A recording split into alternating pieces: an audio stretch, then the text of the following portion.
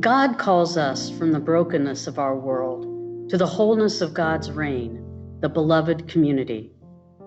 Poverty is a manifestation of our brokenness, our separateness from God's intentions.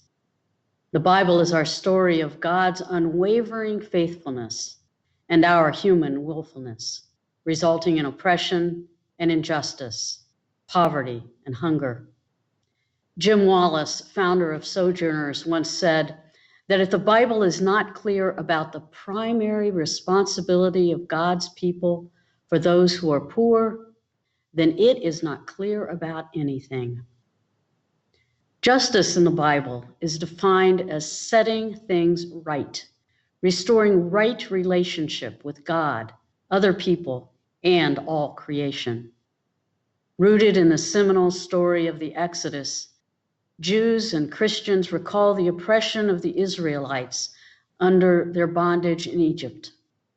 God's law makes it clear that those who were once oppressed are now commanded to free others from oppression, to feed the hungry, care for the orphan and widow, and welcome the stranger. The prophets again and again returned to the theme of restoration or shalom through acts of justice and mercy. They begin with judgment against hollow expressions of faith. The prophet Amos expresses God's anger. I hate, I despise your festivals, and I take no delight in your solemn assemblies. Take away from me the noise of your songs. I will not listen to the melodies of your harps. Yet God never leaves the people without hope. God's harsh judgment and condemnation are always followed by a way back into right relationship.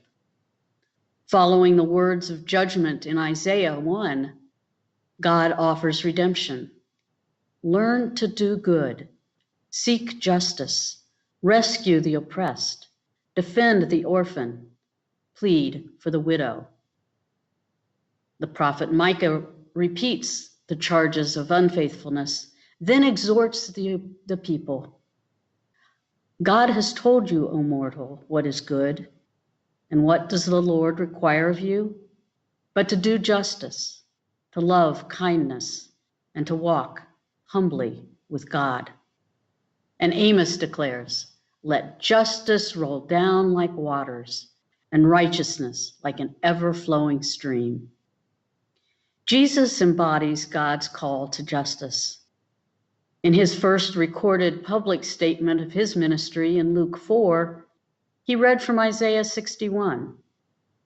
The Spirit of the Lord is upon me, because he has anointed me to bring good news to the poor.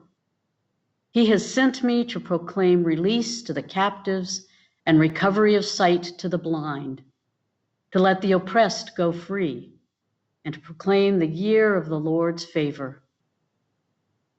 He could have read anything that day, but he chose that passage from Isaiah as his mission statement. In the Gospels, Jesus talks more about money and our relationship to it than any other subject. If you have 2 coats, give one away. If your fields produce too much for you to eat, share it. If others are in need, do whatever you can to alleviate their suffering. Matthew 25 is direct. Feed the hungry, welcome the stranger, clothe the naked, care for the sick, visit those in prison. God's word is clear. Right relationship with God demands right relationship with all of God's creation. That balance, justice, is realized as people of faith safeguard and respect the rights of the poor, the oppressed, and the vulnerable. Our loving response to the needs of others is our response to God's love for us.